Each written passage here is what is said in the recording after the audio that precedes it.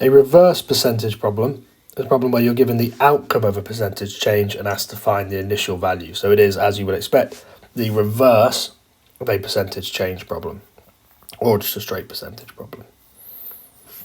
Key point here is that in order to find a reverse percentage, you first need to find the percentage scale factor. And this is where this method that we've used so far becomes really important. That's always going to be our first step. And then we're going to consider how we might reverse that problem. So we're going to look at an example. After a number is increased by 24%, its value is 62. What was the original number? So let's start with this. Let's take the increase by 24%.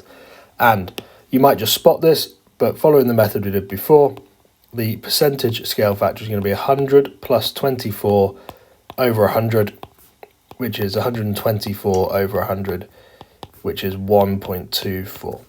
So before I've done anything else, I've seen that it's told me that I've got an increase of 24%, and so I've turned that into a percentage scale factor.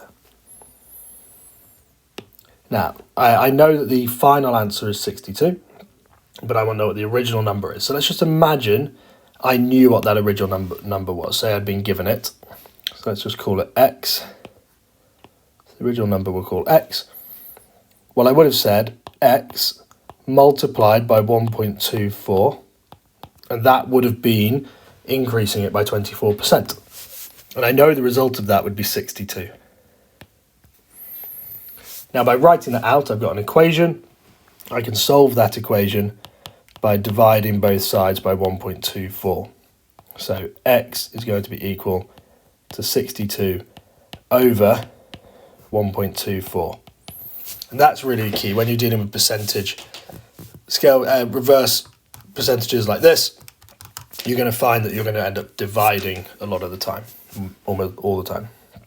And that gives us a value of x is equal to 50. Last thing to do is just to check that it makes sense. If I took 50 and increased it by 24%, could I end up with 62? Well, yes, it's smaller than 62, so it makes sense that if I increased it, I could have got 62. So let's have a look at another example, this time in context. And this is something you'll often see. You'll often be given a question in context and have to decide, first of all, are you dealing with a percentage increase or a percentage decrease? Then how are you going to go about doing it?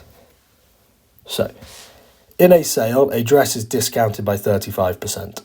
The cost of the dress in the sale is £78. What is the original cost of the dress? So first thing we do, we find the percentage increase or decrease.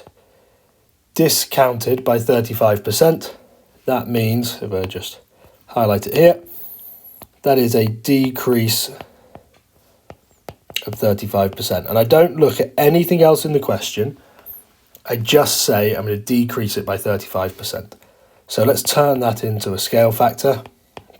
100 minus 35 over 100 is going to give us 65 over 100, which is 0.65. You don't need to write that whole step out if you can see the 0.65.